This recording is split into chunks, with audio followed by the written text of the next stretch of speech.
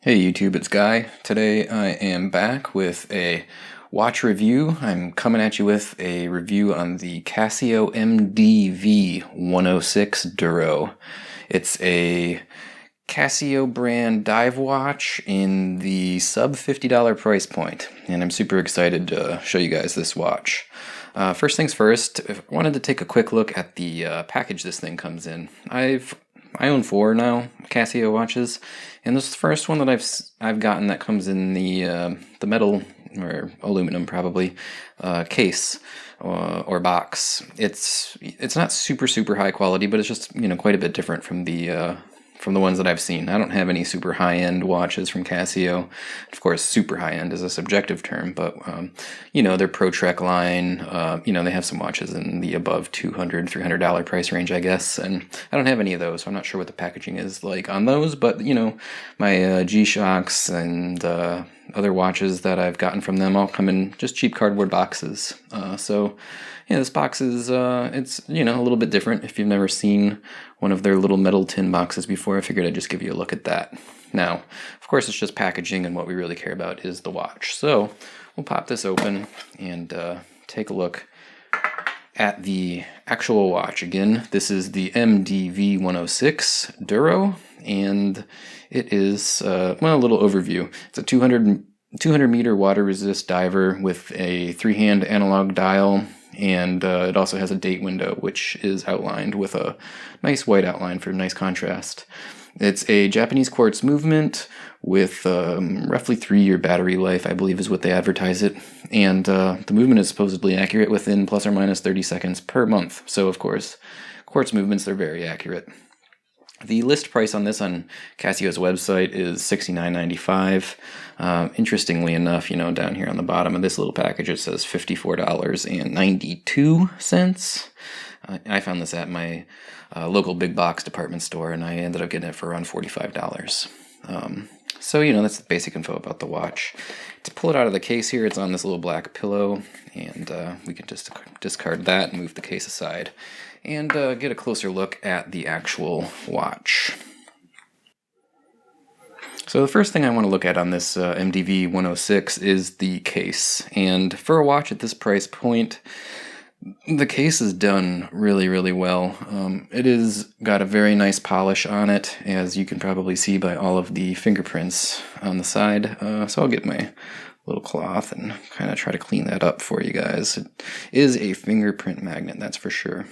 But it's got such a nice polish on the sides of the case, and then up on the lugs here, it's just a nice satiny brushed finish, I guess. The case is solid stainless steel, and it's got a little bit of heft to it, not too much, but more than you would expect from a cheaper, inexpensive, is probably the better phrase to use, quartz watch. It doesn't feel flimsy or cheap. It feels very solid. I trust this watch to be rugged and durable. As far as the technical specs or the sizing on the case, it's a 44 millimeter case. The dimensions from the sides here, side to side, would be 44 millimeters. Lug to lug, it comes in at 48 millimeters. And the dimensions that we're talking about there when we say lug to lug, if I get my little pointer, is up here from the top lug all the way down to the bottom lug. That's 48 millimeters. And it is not too thick. It's about 12 millimeters thick or in height. So thinner than another very popular diver watch, the Seiko SKX series. It doesn't ride real high on the wrist, so that's nice. Otherwise, the only other dimension that's probably worth mentioning here is the lug width. It's 22 millimeters from side to side on the lugs, so it'll take any of your standard 22 millimeter style watch bands, NATO straps, whatever you want. One downside is the case does not have drilled lugs, so you have to get a spring bar tool and pry those spring bars loose by fitting it in between the strap and the lugs there. I really wish that it did have drilled lugs, but alas, it does not. The case, the only other thing to really discuss about it is, there's two things really to talk about the case. On the back of the case, it has a screw-in case back, and I'll give you a quick look at that. Again, since this is a 200 meter water resist diver, On the back of the case there, you see it actually says 20 bar, but that means 200 meter water resist. And it says stainless steel over here. Got, Casio's logo along with the swordfish or the marlin fish, which I guess is branding that has been associated with the Duro line of watches, sports watches, for a long time. I've never seen it anywhere else. This is the first time I've seen it, but yeah, that's on the back of the case as well. And of course, the model MDV106 is down there on the bottom side. But yeah, other than the specs about the case, again, I just want to touch on the fit and finish. It is very, very good. It's not a $500 polish job or anything like that, but way, way, way nicer than I would have expected. There's not any real flaws or anything. It's very clean and well finished. Very few complaints on this watch. I will touch on one of them in a little bit, but the finishing and the presentation of the overall layout, design, and finishing of the case is certainly not a complaint. Now, the case is, or not the case, the dial is covered with a standard, I use the term low quality, but it's really not bad, mineral crystal. And the reason why I say it's not bad is, you see some crystals on watches and it's kind of, the clarity is lacking. It doesn't, looking through the crystal at the dial doesn't look good. That is not the case here. While it is a mineral crystal, and mineral crystals might be a little more susceptible to scratching than a sapphire crystal or even Seiko's Hardlex crystal, it does look good. I have nothing to complain about in that regard. I have not picked up any scratches on the crystal here. I've worn the watch a number of times, taken it for test drives, and I'm careful with my watches, but it got a little banged around, and I haven't picked up any scratches or anything. The case probably has a few micro scratches here and there, but the crystal is held up just fine. The crystal does sit relatively flush with the bezel. Maybe it stands just above the bezel, ever so slightly, and the edges of the crystal seem to have maybe a slight bevel as it goes into, or down underneath the bezel there. But overall, at a $45-ish price point, which is about what you're going to pay for this watch at retail, no complaints with the crystal. Very little complaints with the watch in general. Now, speaking of the bezel, it is a 120-click unidirectional bezel. Up at the 0 marker here on the top, we do have a loomed pip, and the loom on this watch isn't super. I'll talk about the loom in a little bit, but yeah, up at the 0 marker here, there's a loomed pip. Then we have hash marks for the first 15 minutes of the bezel, and then your standard 20 hash mark, 30 hash mark, and so on around the rest of the bezel. It's very reminiscent of a Rolex Explorer, not an Explorer, I'm sorry, Submariner. And call it a clone, call it a homage, or however you want to pronounce that word. Call it a knockoff. It is very reminiscent of the Rolex Submariner, which it's not a bad thing. Lots of watches clone features from that watch, particularly aesthetic features, because it's so popular and such a classic, timeless design. So yeah, the bezel itself, again, it's 120 click unidirectional, so the action is somewhat stiff on this particular example. Not too stiff, but definitely a little difficult to twist. And it's because it's slick around the edges. I mean, it's got this notching in the bezel, but it doesn't really bite into your skin. It's a little slick. So, it's a small negative. And there is a little bit of play, of a wiggle back and forth. But it does line up extremely good. I would say almost perfectly to the index, the hour indexes and the indexes on the chapter ring. So plus side there is, everything is aligned very well. So thumbs up to Casio for the quality control in that regard.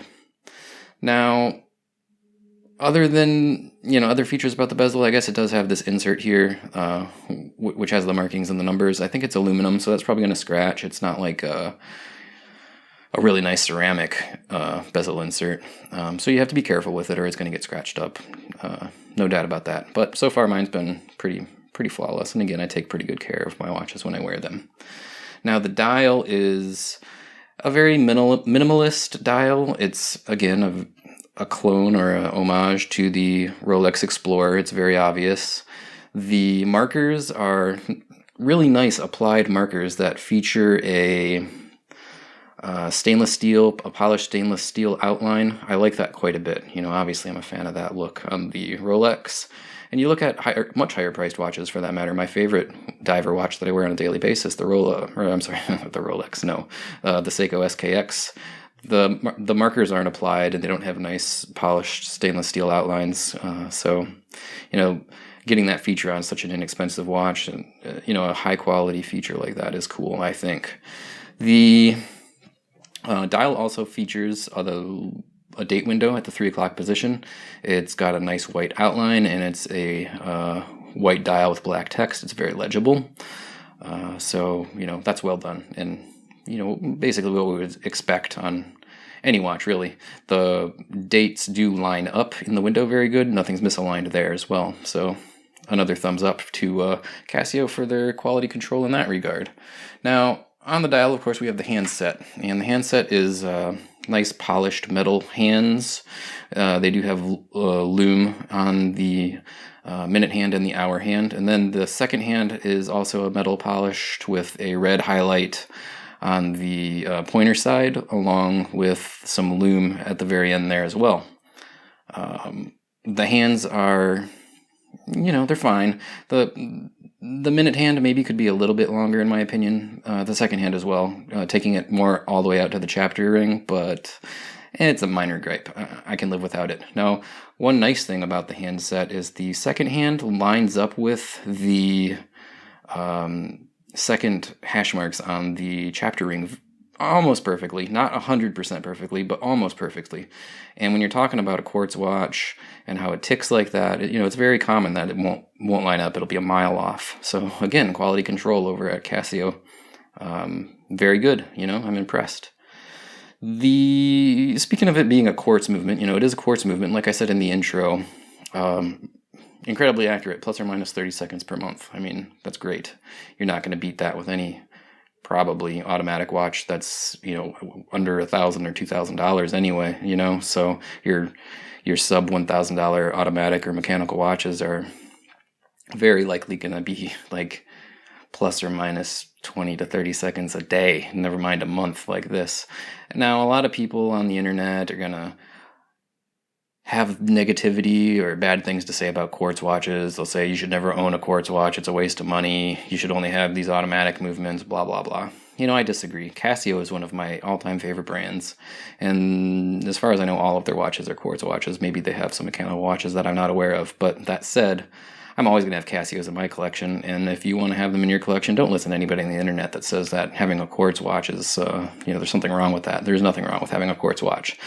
Now, would I spend thousands and thousands of dollars on this quartz Grand Seiko? Maybe not. I mean, I don't know. I'd have to see one in person to make that decision. But I wouldn't rule it out right off the bat just because it's quartz. So anyway, that's a little bit of a tangent. But my point is, who cares if people think that quartz watches aren't cool like mechanical watches? I think they're plenty cool, especially when they're so well made and, so nicely designed as this Casio Duro, sitting in front of us here.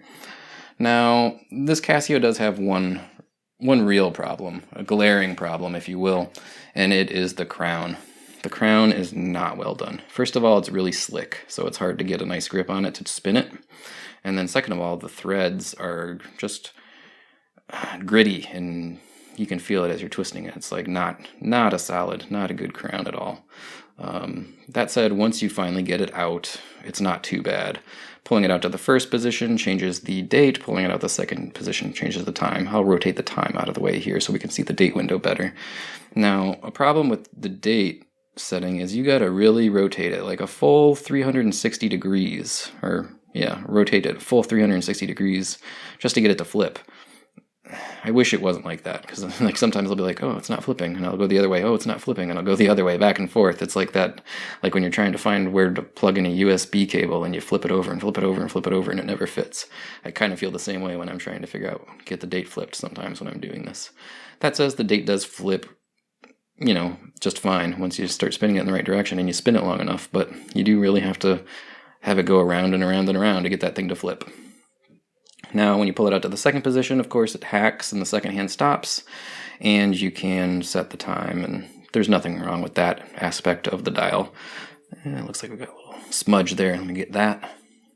But yeah, the real problem with it is the threading. It's bad, and the fact that it's so slick. And while it does have some sort of like grooves or to kind of enhance your grip on it there, they don't work. It's just super slippery. If you have any sort of like oils or maybe a lotion or anything on your fingers, it's going to be real tough to get a grip on that and get it spinning. So yeah, that is probably the really only negative about this watch that I have found. Finally, the last thing to touch on is the strap. A lot of people are going to say that the strap is no good. I like Casio's resin, is what they call them, resin straps. I think they're great. I don't know, I might change this. I might pull the strap off and put a NATO on there or something else, but I don't dislike this strap. The buckle's okay. It's kind of a brushed stainless steel. It's notched out for the tongue there, so it squares up nice and straight. It's very flexible and it's not overly hard. It's comfortable. It's nice. The holes are extra large holes and very easy to get the buckle tongue through them. Maybe one minor complaint I have is the keeper, and I'll show you what I mean here.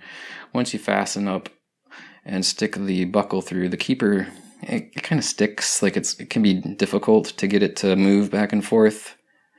And the reason why is you have these little notches here, and it kind of gets hung up in these notches. It's probably by design to keep it from slipping.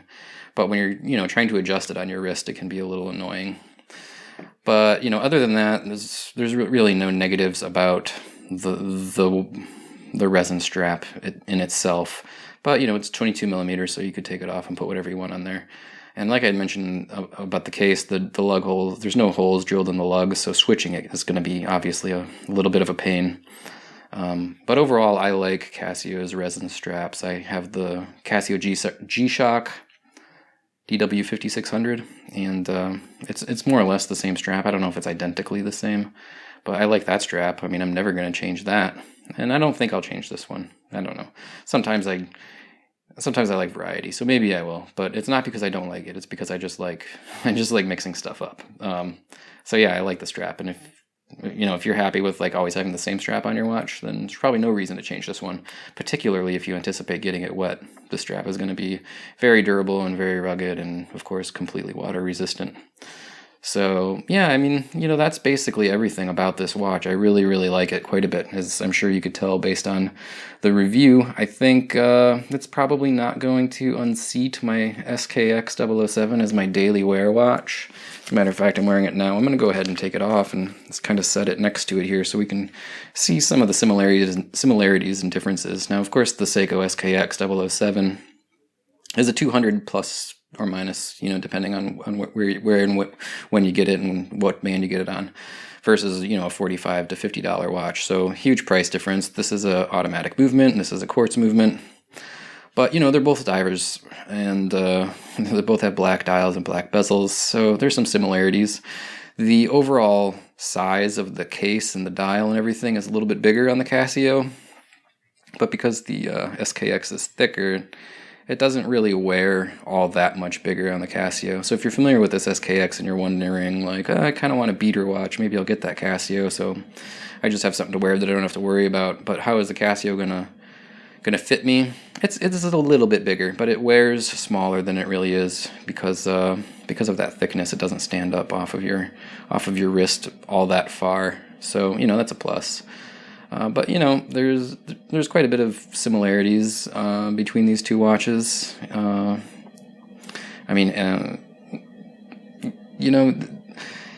Like I said when I was talking about quartz movements, a lot of people are saying like, "Oh, don't buy a quartz watch. The Seiko is so much better because it's an automatic."